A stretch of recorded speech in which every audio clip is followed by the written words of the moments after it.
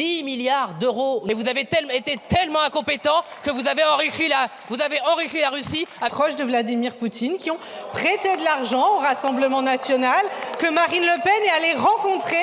Ce lundi, le débat sur la fiscalité des éoliennes terrestres dégénère en confrontation politique.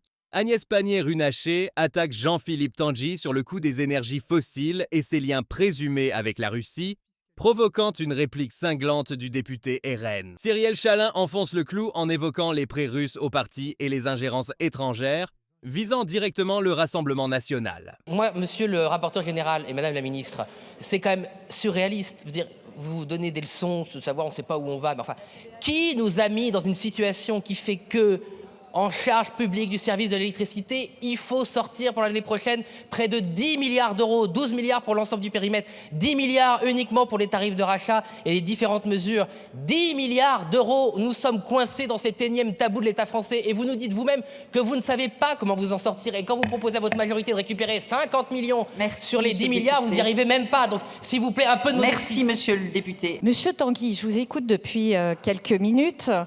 Et je suis surprise que vous n'évoquiez jamais le passager dans la pièce ou l'éléphant dans la pièce, qui sont les fossiles. Combien ça nous coûte, les énergies fossiles? Des dizaines de milliards d'euros. Où achetons-nous les énergies fossiles? En Russie. Alors peut-être la Russie vous soutient, mais nous ne soutenons pas la Russie. En Algérie, au Qatar, aux États-Unis. Ce sont ça vos alliés? Quel est l'impact des énergies fossiles sur notre économie? Elles sont importées à 99%. Quand les énergies renouvelables, elles, au moins un mérite, c'est qu'elles contribuent à notre économie locale. Vous avez tous des usines, des électriciens, des installateurs, du génie civil.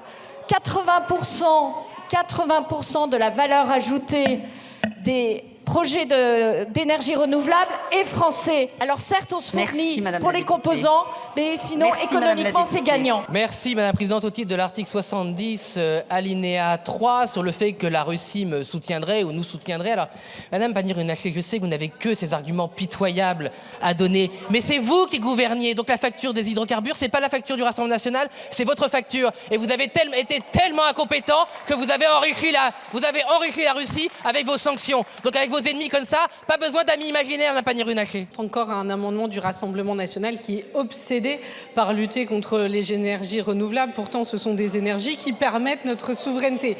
Et je voudrais dire que notre collègue a posé une question qui est très vraie. C'est que cette obsession, et peut-être effectivement, trouve ses racines dans quelque chose qui est factuel, qui n'est pas une attaque, qui est le soutien depuis des années des proches de Vladimir Poutine qui ont prêté de l'argent au Rassemblement national que Marine Le Pen est allée rencontrer. D'ailleurs, vous avez dû mettre au pilon des centaines, des milliers de tracts qui montraient Marine Le Pen en train de serrer la main à Vladimir Poutine. Et puis, enfin, effectivement, c'est notre Assemblée nationale qui a adopté un rapport sur les ingérences étrangères qui rappelait que le Rassemblement national est la courroie de transmission de la Russie en France. Donc oui, nous pouvons vous nous poser la question de manière légitime sur le fait que cette obsession anti-ENR prend en fait ses racines dans votre allégeance à Vladimir Poutine.